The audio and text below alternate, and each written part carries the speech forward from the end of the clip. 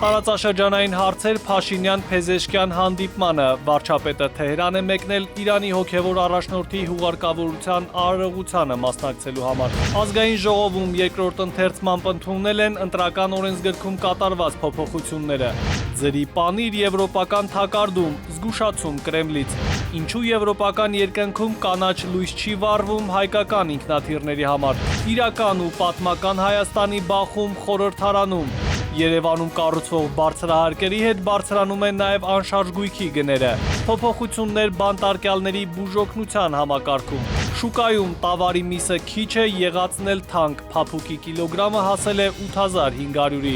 Ակցիզային հարկը բարձրանում է, կթանկանան նաև ծխախոտը, ալկոհոլը, բենզինն ու դիզ վառելիքը։ Բարի երեկո, հարգելի հեռուստադիտող, օրվա գլխավոր ժամն է եթերում, տաղավարում Հայկ Նավասարդյանն է աշխատում։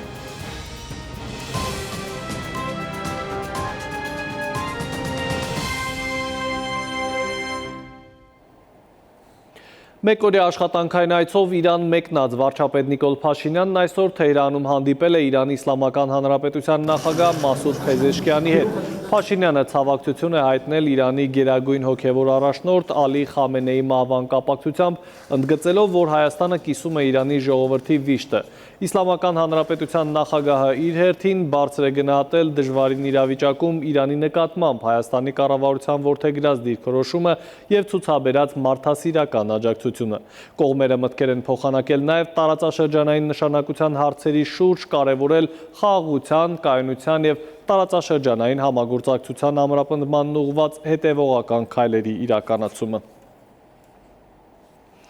Եվրահանձնաժողովի նախագահի Հայաստան այցից հետո քաղաքագիտական համայնքը շարունակում է քննարկումները, թե ինչ կշահենք և ինչ կկորցնենք Արևմուտքի հետ, նաև տնտեսական հարաբերությունները սերտացնելու պարագայում։ Դրան զուգահեռ ամենաուղիղ տեքստով զգուշացումներ են հնչում Մոսկվայից, և եթե նախկինում ակնարկում էին, որ Հայաստան-Եվրամիություն հարաբերությունների խորացումը մեծապես կնպաստի Հայաստանին և կվնասի հայ ժողովրդին, ապա հիմա ասում են, որ այն լուրջ մարտահրավեր է նաև Եվրասիական միության անդամ մյուս երկրների համար։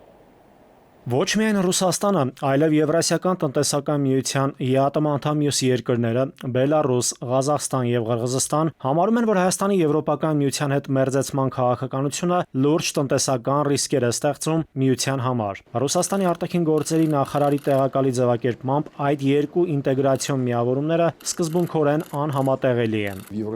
Եվրասիական տնտեսական միությունը իր կարգավորող և օրենսդրական հիմքերով արմատապես կտրուկ և լիովին տարբերվում է Եվրոպական միությունից։ Գալուզինը նաև հայտնել է, թե Հայաստանի ղեկավարությունը պետք է բացատրի երկրի բնակչությանը, թե Եվրամիությանը անդամակցելու դեպքում ինչ արտոնություններ կկորցնի երկիրը։ Դուք շուտով կստանաք լրացուցիչ 18 միլիոն եվրո։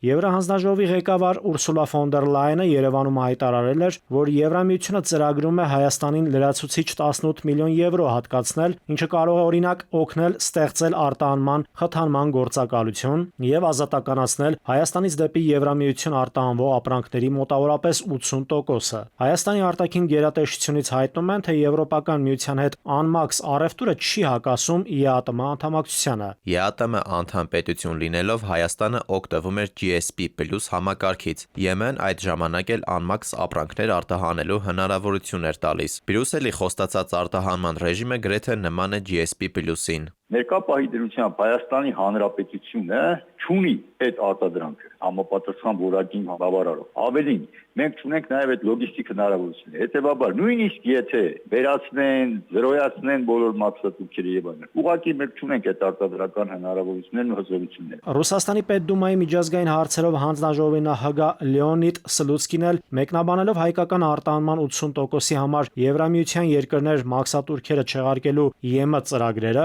հայտնել է, թե Հայաստանի ղեկավարությունը պետք է գիտակցի, որ պանիրը եվրոպական մկան թակարդում անվճար չի լինելու։ Առևտրային արտոնություններն ապագայում երկրի տարածքում հակառուսական հենակետ ստեղծելու ուկրաինական փորձը ներդնելու վճարն են։ Նման քայլի բացասական հետևանքներն առաջին հերթին իր վրա կզգա հայ ժողովուրդը, եւ երկու աթոռին նստել չի ստացվի։ Կամ Երևանի անդամակցություն ԵԱՏՄ-ին, Ռուսաստանի եւ Միության մյուս անդամների հետ կապերի ու համագործակցության պահպանմամբ, կամ եվրոպական ինտեգրում, ինչը նշանակում է ինքնիշխանությունից փաստացի հրաժարում եւ Բրյուսելի պրոտեկտորատի հաստատում։ Գալիս են հորդորելու իշխանություններին, որ ավելի համարձակ լինեն, ավելի վճռական լինեն, շարունակեն հակառուսական եւ պրո-արևմտյան քաղաքականությունը։ Հայաստանի ճակատագիրը նրանց բնականաբար առանձնապես չի հետաքրքրում։ Նրանց հետաքրքրում է առճակատումը Ռուսաստանի հետ եւ Ռուսաստանին թույլատրել։ Մենք ուզում ենք Հայաստանին օգնել նաև բազմազանեցնել իր էլեկտրամատակարարումները։ Եվրահանձնաժողովի նախագահ Ուրսուլա ֆոն դեր Լայենը Երևանում խոստացավ նաև, որ Եվրամիությունը կաջակցի Հայաստանին վերականգնվող էներգետիկայի ոլորտում։ Էներգետիկ ոլորտի մասնագետների կարծիքով դա դրական է, սակայն բավարար չէ կայուն էներգամատակարարման համար։ Բանն այն է, որ վերականգնվող էներգետիկան ի տարբերություն ջերմաէլեկտրակայանների եւ ատոմային էլեկտրակայանների ունեն տեղակայված հզորության օգտագործման ցածր գործակից։ Ըստ փորձագետների, եթե վերականգնվող էներգետիկայի միջոցով հնարավոր լիներ ապահովել էներգետիկ անվտանգություն, ապա բազմաթիվ եվրոպական երկրներ չէին պահպանի գազային գեներացիան եւ չէին վերադառնա ատոմային էներգետիկային։ Նաիրի Մուրադյան, ժամը լրատվական։ Ազգային ժողովի նախագահ ընտրվելու դեպքում Ռուբեն Ռուբինյանն այլևս չի լինելու հայկական կողմի բանագնացը Թուրքիայի հետ հարաբերությունների կարգավորման գործընթացում։ Ինքը Ռուբինյանն է ճեպազրույցում հայտնել, իսկ թե ով է շարունակելու իր սկսած գործը, առայժմ չգիտի։ Իր տեղեկություններով իշխանության ներսում այդ հարցով նույնիսկ քննարկում դեռ չկա։ Քաղաքացիական պայմանագրում քննարկվելու է նաև սահմանադրության փոփոխությունների հանրաքվեի դնելու հարցը, քանի որ նոր խորհրդարանում քաղաքացիական պայմանագիրը միայնակ առանց ընդդիմության աջակցության չի կարողանալու այս հարցը բարձրացնել։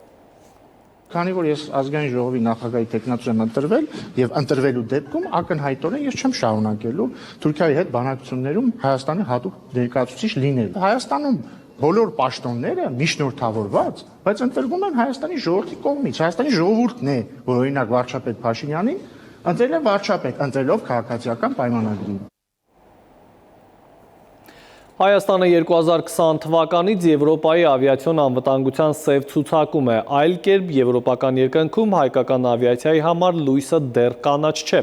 Տարեսկզբին տարածքային կառավարման եւ ենթակառուցվածքների նախարարը հայտնեց, որ Հայաստանի ավիավոլորտը Եվրամիության սև ցուցակից դեռևս դուրս չի գա հայտնաբերված նոր խախտումների պատճառով։ 2025-ի աշնանը Եվրամիության նոր աուդիտից հայտնի դարձավ, որ արձանագրված բացերը վերաբերում են քաղաքավիացիայի կոմիտեի օդանավերի շահագործողների սերտիֆիկացման եւ վերահսկողության գործառույթի իրականացմանը եւ թերություններն էլ պայմանավորված են որակի ապահովման համակարգի ոչ ամբողջական կիրառման հետ։ Ըստ փորձագետների, Հայաստանի քաղաքավիացիայի ոլորտում որակյալ մասնագետներ չկան, որպեսզի առկա խնդիրները շտկեն, իսկ քաղաքավիացիայի սև ցուցակում մնալը Հայաստանին զրկում է նաև զբոսաշրջության ներդրումների հնարավորություններից եւ ազդում է երկրի միջազգային վարկանիշի վրա։ Կադրեր մենք ունենք, կադրերը չեն ներգրավվել, պրոֆեսիոնալ կադրերը եղել են շատ մտահոգված ավիացիոն պրոֆեսիոնալ կադրեր, որոնք որ ցանկություն են հայտնել նույնիսկ հասարակական հիմունքներով հանուր առմամբ օգնելու, բայց չի եղել ցանկությունը կազմակերպել, ինչ որ որոշակի փոքր թեկուզ ասենք ֆինանսական ծախսեր իրականացնել կազմակերպչական, որպեսզի շտկելու։ Այդ ճանապարհներով են գնացել ոլորտի պատասխանատու անձիկ։ Ավիացիոն կոմիտեն ինչ որ կաղում է ու անհասկանալի է ինչու չեն կարողանում ի վերջո շտկել։ Այժմ այն մասին, ինչ ենք պատմելու թողարկման երկրորդ հատվածում։ Իրական ու պատմական Հայաստանի բախում խորհրդարանում։ Երևանում կառուցվող բարձրահարկերի հետ բարձրանում են նաև անշարժ գույքի գները։ Փոփոխություններ բանտարկյալների բուժօգնության համակարգում։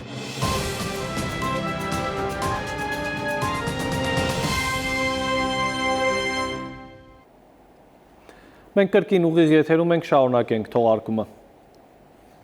Ազգային ժողովը երկրորդ ընթերցմամբ եւ ամբողջությամբ ընդունեց արտերկրում ապրող Հայաստանի քաղաքացիների ընտրական իրավունքը սահմանափակող օրենքը։ Փոփոխությամբ քվեարկելու իրավունքից զրկվում են Հայաստանի այն քաղաքացիները, որոնք ընտրացուցակների հրապարակումից առաջ վերջին 2 տարվա առնվազն կեսը կամ 1 տարին հայրենիքում չեն եղել։ բացառություններ լինելու միայն ուսման մեկնածների և պետական գործուղումների դեպքում։ Ստացվում է, որ նոր օրենքով համապետական ընտրություններին կամ հանրաքվեներին քվեարկելու իրավունք կունենան միայն այն քաղաքացիները, որոնք ընտրություններից 48 օր առաջ, արտահերտի դեպքում 28 օր առաջ մշտապես բնակվել են հանրապետությունում։ Օրենքին կողմ են քվեարկել միայն քաղաքացիական պայմանագրի պատգամավորները։ Ընդդիմադիր Հայաստան խմբակցությունը մտադիր է օրենքի սահմանադրականությունը վիճարկել սահմանադրական դատարանում։ Ազգային ժողովը 5 տարի ղեկավարած Ալեն Սիմոնյանին, փոխնախագահ Հակոբ Արշակյանին ծափերով են ճանապարհել գործընկեր պատգամավորները։ Խորհրդարանի արդեն նախկին խոսնակը փոխխոսնակ Ռուբինյանին հաջողություններ է մաղթել ապագա խորհրդարանի աշխատանքներում, իսկ մինչև այդ 8-րդ գումարման ազգային ժողովի վերջին նիստը բացառություն չեղավ իշխանություն ընդդիմություն կոշտ հարց ու պատասխանի առումով։ Էդուարդ Պողոսյանն է հետևել հեռացող խորհրդարանի աշխատանքին։ Ստորջրյա մշակութային ժառանգության պաշտպանության ՅՈՒՆԵՍԿՕ-ի կոնվենցիան վավերացնելու համար խորհրդարանի ամբիոնի մոտ կանգնած մշակույթի նախարարին ընդդիմադիր պատգամավորը հարց ունի ոչ միայն ստորջրյա մշակութային ժառանգության պաշտպանության վերաբերյալ։ Ինձ հետաքրքիր է մշակութային ժառանգության եւ երկրի սահմանների փոխհարաբերությունների ձեր պատկերացումները։ Այսինքն արդյոք մշակութային ժառանգությունը ազգային եւ կրոնական սահմանափակվում է երկրի պետական սահմաններով։ Սեփական պատկերացումների մասին նախարարը չի կիսվում, միայն Հայաստանի օրենսդրությանն է հղումանում, որն էլ իր խոսքով շատ հստակ սահմանում է այն, ինչի մասին պետք է խոսեն։ Հայաստանի Հանրապետության մշակութային ժառանգության իմաստով օրենսդրությամբ շատ հստակ է, մենք ինչի մասին ենք խոսում, եւ մեր նախարարությունը ակտիվ քայլեր է վարում այդ մշակութային ժառանգությունը պահպանելու, հանրահռչակելու եւ ներկայացնելու ուղղությամբ։ Ժաննա Անդրեասյանը շատ լավ հասկացել էր, թե ինչ է ակնարկում ընդդիմադիր պատգամավորը, սա հենց իր ձևակերպմամբ։ Ավելի պարզ բացատրեմ, արդյոք Հայաստանի Հանրապետության կառավարությունը, մշակույթի նախարարությունը պատասխանատու չի համարում իրեն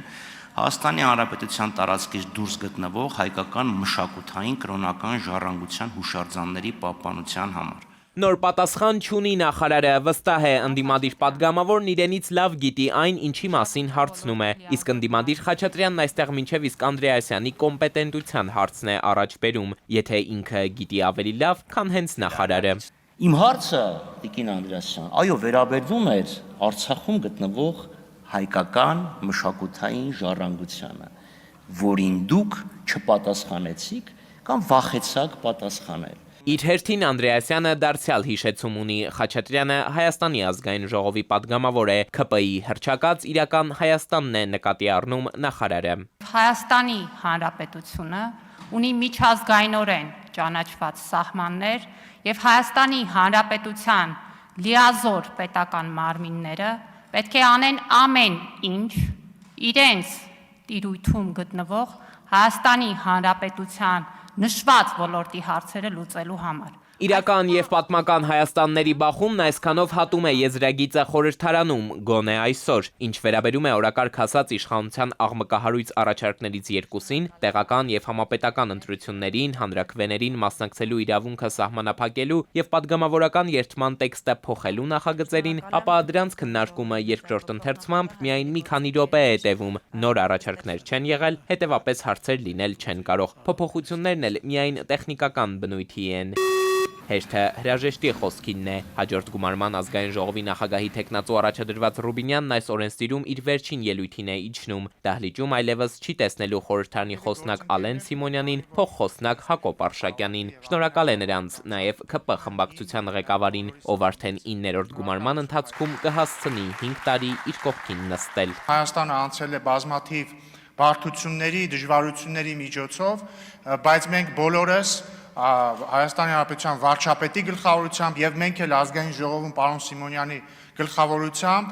հասել ենք մեր ամենակարևոր խոստման կատարմանը, խաղաղությանը։ ՔՊԱ-ականները ծափերով են ճանապարհում թիմակիցներին։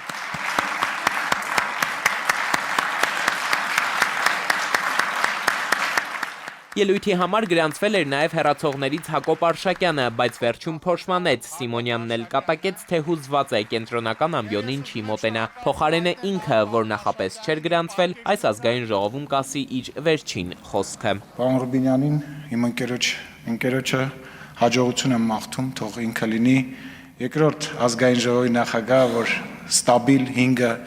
տարի կունենա ազգային ժողովում։ Եթե որևէ մեկին նեղացրել է, ներողություն է խնդրում Ալեն Սիմոնյանը, վերջում կեցե Հայաստանը եւ իհարկե լուսանկար 8-րդ գումարման վինետկան։ Էդուարդ Պողոսյան, ժամը լրատվական։ Մայրաքաղաքում եկամտահարկի հետ վերադարձի օրենքի չեղարկումից հետո անգամ Երևանում կառուցվող բազմահարկերի հետ բարձրանում է նաև բնակարանի գները։ Վերջին ամիսներին այս միտումը նկատվում է նաև մարզերում եւ ոչ միայն Երևանամերձ։ Բնակարանների գինը բարձրանում է նաև Տավուշում ու Սյունիքում։ Ըստ մասնագետների պատճառները տարբեր են, այդ թվում եւ արտաքին եւ ներքին գործոններով պայմանավորված։ Հայաստանում տնտեսության ճյուղերից մեկը, որը վերջին տարիներին բացառապես երկնիշաճ է գրանցում, շինարարությունն է, ու դա մեծապես բնակարանաշինության հաշվին։ Բնակարանները Հայաստանում շարունակում են թանկանալ, եւ հետաքրքիրն այն է, որ այս շուկայում գնաճ է նկատվում ոչ միայն Երևանում։ Ամենամեծ գնաճը գրանցվել է Հրազդանում, որտեղ բնակարանների գները 1 տարվա ընթացքում աճել են 34.9%-ով։ Զգալի թանկացում է արձանագրվել Դիլիջանում 23.2%, Սևանում 22.6%, Կապանում 22%, Արմավիրում 19.7%, Վաղաչապատում 17.5%։ Մոտավորապես, ասենք, Էջմիածնում, Աբովյանում, Աշտարակում, մոտավորապես գների մակարդակը շատ քիչ է զիջում Երևանի, ասենք, մի տարի առաջվա բանը կամ 2 տարի առաջվա համայնքների ծայրամասերի գներին։ Ու հիմա որոշ դեպքերում կարա նույնիսկ հիմա, ասենք, օրինակ Չարբախում նույն գինը լինի, կամ ավելի թանկ լինի Էջմիածնում, քան Չարբախում։ Այս միտումն ունի մի քանի պատճառ։ Նախ, դրանցից առաջինը Արցախից բռնի տեղահանված բնակչության ընտրվող հավաստագրերն են։ Անձին 4, իսկ սահմանաբաց բնակավայրերի դեպքում տրամադրվող 5 միլիոն դրամ գումարը։ Այսինքն միջին 4 հոգանոց ընտանիքին բաժին է հասնում 16 միլիոն դրամ գումար։ Մեծ պահանջարկի աճից էլ շտապում են օգտվել վաճառողները։ Դու չես առնել, մեկը կառվի, դու մեկը չառվի, ու քանի գնում, քանի բարձրանում, այտենց է, ինչքան սերտիֆիկատ է հասնել, դες ասենք թե Էջմիածնում 4 միլիոներ մասիսում դիտեք ասենք, որ իմացան, որ Էջմիածինն էլ արդեն 4 միլիոն տալիս, դեղի գները թռավ մի անգամից։ Այս պահին արցախցի ընտանիքների մեծ մասը փորձում է բնակարան ձեռք բերել Երևանից 50-60 կիլոմետր շառավղում գտնվող բնակավայրերում։ Նման փնտրտուքն ու հիշալ բնակավայրերին տրվող նախապատվությունը պայմանավորված է զբաղվածության խնդրով։ Աշխատանք գտնելու շանսերը մեծ են հենց Երևանին հարակից համայնքներում։ Գնացել ենք, որ առնենք 55000 դոլարի սահմաններում։ Հաջորդ օրը գնացինք, որ առնենք, ասում են 5000 դոլար բարձրացրել։ Սերտիֆիկատը տալիս են ձեզ այդ չա գնում։ Պետությունը տալիս է դուք ընտրել։ Մարզերում բնակարանների գնաճին նպաստող մի շարք այլ գործոններ եւս կան։ Մասնավորապես նախորդ տարի անշարժ գույքի շուկայում արձանագրված շեշտակի գնանկման հետ կապված բացասական սպասումներ կային, եւ ներդրողների մի մասը սպասողական վիճակում էր գտնվում։ Նախորդ տարեվերջից նրանք կարծես սկսել են ակտիվ գործել, ինչն էլ նպաստել է շուկայի աշխուժացմանը։ Անցած տարի ինչ էր թեզը բոլորի կողմից, որ շուկան կտրակի, այսքան առաջարկ կա, բայց առնող չկա բան, ու մարդիկ սպասում էին, մեկ էլ ինչ որ բաներ աշխարհակաղակական էլի տեղի ունեցան կամ քաղաքական, հա, պայմանագրի ստորագրումը կամ ընտրությունները, հիմա ոնց որ մարդկանց մոտ արդեն հանգստացան ու ավելի շատ դրական սպասումներ, հա։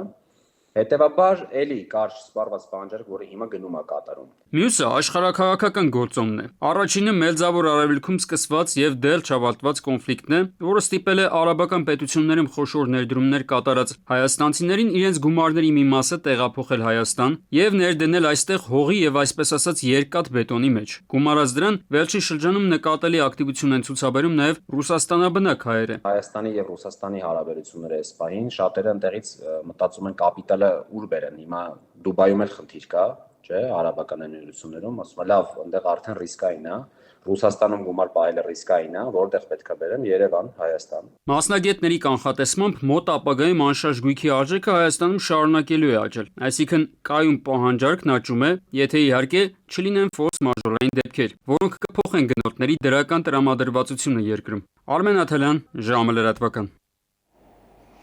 Կիբերհանցագործության զոհ դարձած քաղաքացիներն այս անգամ քննչական կոմիտեի դիմաց են իրականացրել իրենց բողոքի ակցիան։ Հայաստանում կիբերհանցագործությունների դեմ պայքարը փաստացի տապալված է, հայտարարել են օրվա ակցիայի մասնակիցները, հավելել, որ համակարգչային գողություններով ձեռք բերված տասնյակ միլիոնավոր դրամներ, վերջին տվյալներով եւս 30 միլիոն, դրանից առաջ 670 միլիոն դրամ իրական տուժողներին վերադարձնելու փոխարեն փոխանցվում են պետբյուջե։ Պաշտոնական պատճառաբանությունն այն է, որ հանցագործությունները կատարվել են արևմտյան երկրների քաղաքացիների դեմ եւ տուժողներին նույնականացնելը դժվար է։ Տուժածների կարծիքով սա անհիմն արդարացում է, խնդիրը ոչ թե օրենսդրական բացերն են, այլ քաղաքական կամքի բացակայությունը։ Առաջարկը հետևյալն է՝ ստեղծել այդ գումարների հաշվին, արդեն նշեցի ինչ գումարներ, կարծում եմ հասկանալի է, ստեղծել պետական ֆոնդ, որ եթե դուք քաղաքացիներին տուժող եք ճանաչում,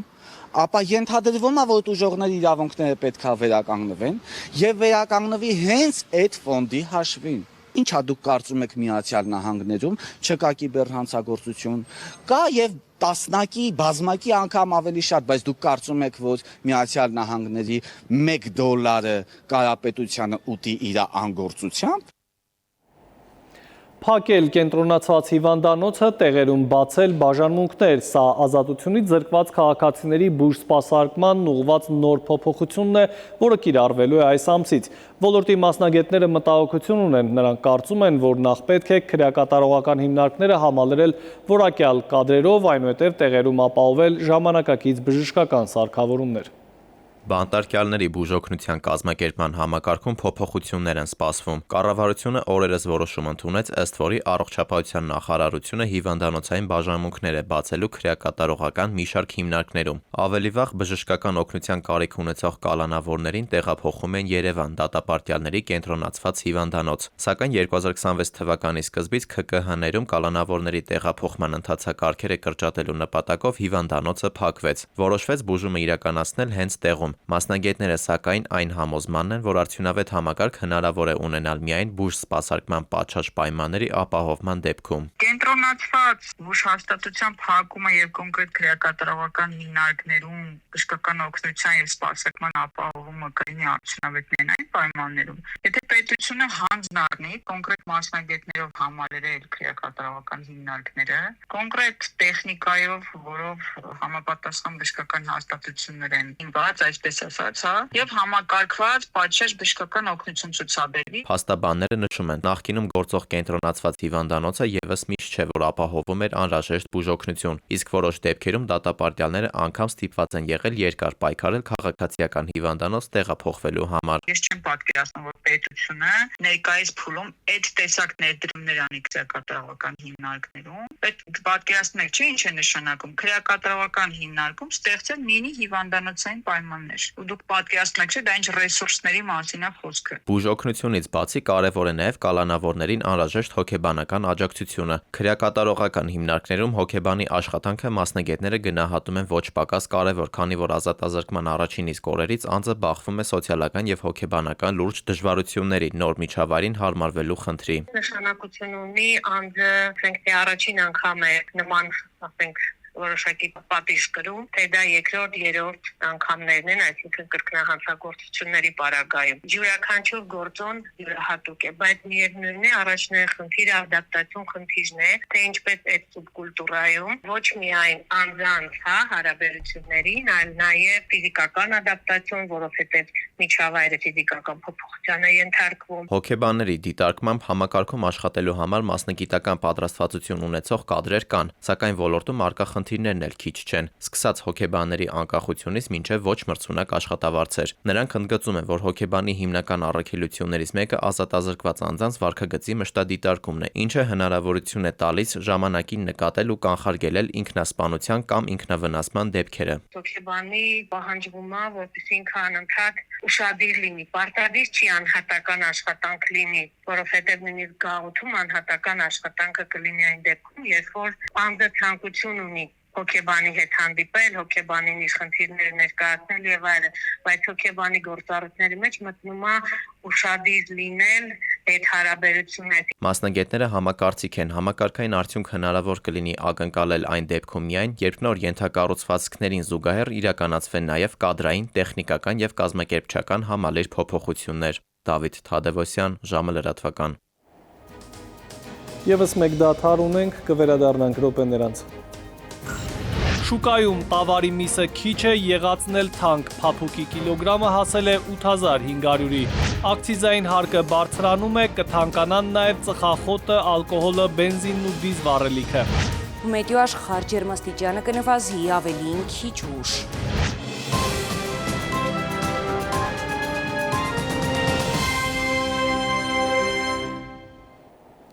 Մենք վերադարձանք, դուք դիտում եք ժամի գլխավոր թողարկումը։ Գնաճը կարող է փոխել նաև քաղաքացու ճաշացանկը, ըստ մասնագետների, եթե այսպես շարունակվի, մսով ապուրն առաջիկայում շքեղություն կլինի, հատկապես համեստ եկամուտ ունեցող ընտանիքների համար։ Բանն այն է, որ օր-օրի բարձրանում է տավարի մսի գինը, գյուղացին ասում է ձեռնտու չէ, չի պահում, քաղաքացու համար էլ միսը թանկանում է։ Ժամի տեսախցիկը այսօր ֆիքսել է մսի արժեքը շուկայում։ 4200, 5200, 7500 տավարի մսի տարբեր հատվածների ու տեսակների գներն են, որոնք շարունակում են աճել։ Հատվածներ էլ կան, որոնց 1 կիլոգրամի արժեքը արդեն հասնում է 8500 դրամի։ Շուկայում ասում են միսը քիչ է, դրա համար էլ թանկ է։ Ստանում ենք սպանդանոցին զակազը տալիս ենք,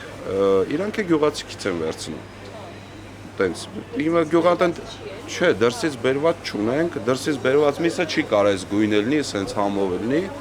առաջին հերթին, երկրորդն էլ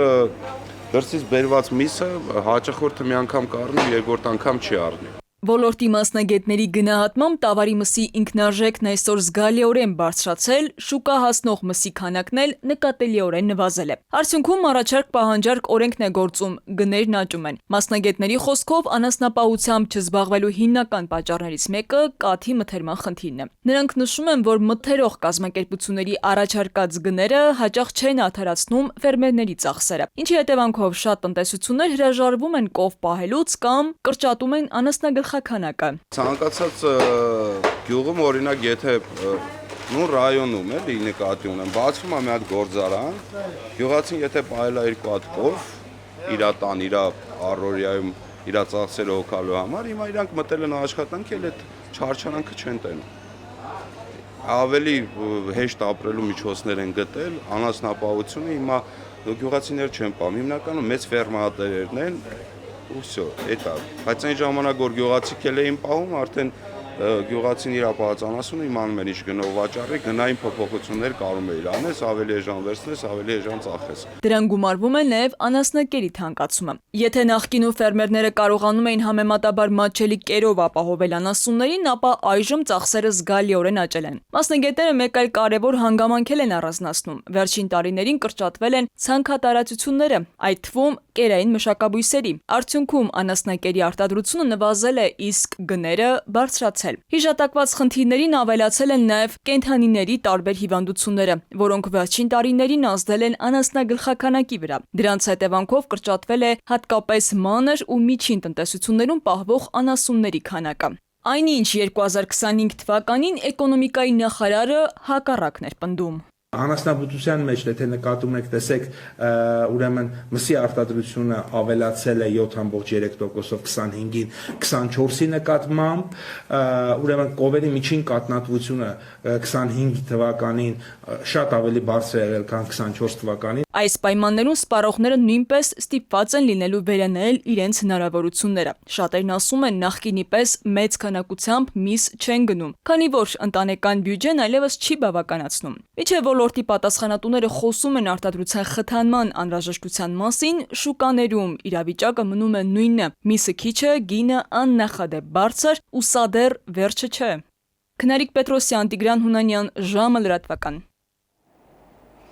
Ներքին գործերի նախարարության պարեկային ծառայությունը սկսել է ուժեղացված ծառայություն իրականացնել Սևանալճում և Առափնյա հատվածներում։ Իրավապահ կառույցը հորդորում է ոչ սթափ վիճակում տրանսպորտային միջոց չվարել, այդ թվում մոտորանավակից չօգտվել։ Այս և օրվա այլ կարևորի մասին հաջորդիվ մեկ տեսաշարում։ Վիճակագրության համաձայն ամռան ամիսներին երեխաների ջրահեղձության դեպքերը ավելանում են, հիշեցնելով, որ դրանք հաճախ տեղի են ունենում շատ արագ եւ գրեթե անձայն, առողջապահության նախարարությունը ծնողներին եւ խնամակալներին հորդորում է առավել զգոն լինել եւ երեխաներին երբեք ջրամերձ տարածքում չթողնել առանց հսկողության։ Ջրահեղձության վտանգը մեծ է ոչ միայն գետերում, լճերում եւ լողավազաններում, այլև տնային պայմաններում։ Այդ իսկ պատճառով նախարարությունը զգուշացնում է ծնողներին կանխել երեխաների անվերահսկելի մուտքը լոգարան, լողավազան կամ բաց ջրային տարածքներ եւ երեխային հսկելիս չզբաղվել ուշադրությունը շեղող այլ գործողություններով։ Հուլիսի 1-ից ներքին գործերի նախարարության ոստիկանության բարեկային ծառայության ջրային վաշտն ու ջրային փրկարարները Սևանա լճում եւ Առափնյա հատվածներում անցել են ուժեղացված ծառայության։ Նրանք խիստ վերահսկողություն են իրականացնելու ջրային տրանսպորտային միջոցների անվտանգ շահագործման, հասարակական կարգի եւ անվտանգության կանոնների պահպանման ուղղությամբ, առանձնահատուկ ուշադրություն դարձնելով ալկոհոլի ազդեցության տակ ջրային տրանսպորտային միջոցների շահագործման եւ փրկարարական բաճկոն չկրելու վրա։ Ակցիզային հարկը կբարձրացվի։ Նախագիծը 63 կողմ ձայնով ազգային ժողովում հաստատվել է։ Ըստ նախատեսվող փոփոխությունների թանկանալու են ծխախոտը, ալկոհոլը, դիզվառելիքն ու բենզինը։ Ծխախոտային արտադրանքի ակցիզային հարկի դրույքաչափերը յուրաքանչյուր տարի բարձրացվելու է 7, տաքացվող ծխախոտինը յուրաքանչյուր տարի 30%-ով, էլեկտրոնային ծխախոտինը առաջին տարում 100, այնուհետև հաջորդող 2 տարիներին 25 եւ 20%-ով։ Նարգիլեինը առաջին տարում 40, այնուհետև հաջորդող 2 տարիներին 30%-ով։ Կառավարությունը նախատեսում է ընդլայնել ինքնակամ կառույցների օրինականացման հնարավորությունը, թույլատրելով որոշակի պայմաններով օրինականացնել նաև 2022 թվականից հետո կառուցված շինությունները։ Օրինականացվելու հնարավորություն են ունենալու հանրային կամ տնտեսական արժեք աշխատատեղեր ստեղծած հարկային պարտավորությունները կատարած այն կառույցները, որոնց քանդումը պետությանը ձեռնտու չէ։ Կադաստրի կոմիտեի ղեկավարի տեղակալն ընդգծել է, որ բոլոր անհրաժեշտ գործողությունները, հաշվառումը եւ փաստաթղթերի ներկայացումը պետք է իրականացվեն մինչև 2027 թվականի դեկտեմբերի 30-ը։ Ողբերգական դեպք Արմավիրի մարզում։ Երևան-Արմավիր ավտոճանապարհին այսօր առավոտյան բախվել են Honda մոտոցիկլը ու VAZ-2107 մագնիշի ավտոմեքենան։ Ֆոտոլրագրող Գագիկ Շամշյանի տեղեկացմամբ բախման հետևանքով մոտոցիկլը կողաշրջվել է, իսկ Վաղարշապատ բժշկական կենտրոնի շտապօգնության բժիշկների հերթապահ խումբը արձանագրել է մոտոցիկլավարի մահը։ Քննիչի հանձնարարականով մոտոցիկլը ու ավտոմեքենան տեղափոխվել են ոստիկանության Վաղարշապատի բաժնի պահպանվող հատուկ տարածք։ Դավիթ Թադևոսյան, ժամը լրատվական։ Եվ առաջիկա օրերի եղանակային կանխատեսումները, ինչպես միշտ Լիլի Հովերի մեկնաբանությամբ։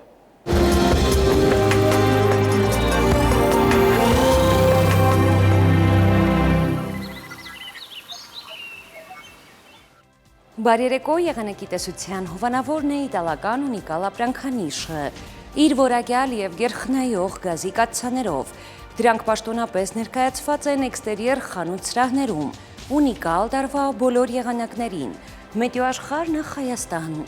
Մեր երկրի մեծ մասում շաբաթն ու կիրակին կանցնեն տեղումներով, առանձին գոտիներում սպասվում է նաև կարկուտ։ Առաջիկա օրերին ջերմաստիճանը կնվազի մոտ 7 վաղը ցերեկը Շիրակում, Կոտայքում, Գեղարքունիքում, Արագածոտնի և Վայոց ձորի լեռնային գոտիներում կդիտվի 23-ից 28 աստիճան։ Վայոց ձորի և Արագածոտնի նախալեռներում սպասվում է 26-ից 33, Լոռիում 22-ից 25, Տավուշում 29-ից 32 աստիճան,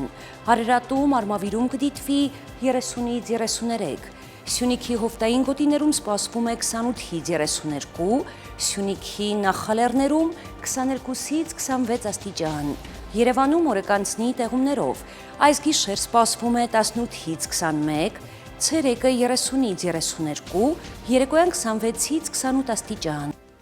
Հարգելի հեռուստադիտող, այսքանով ավարտված է ժամի գլխավոր թողարկումը, խաղաղ գիշեր եմ մաղթում բոլորիս։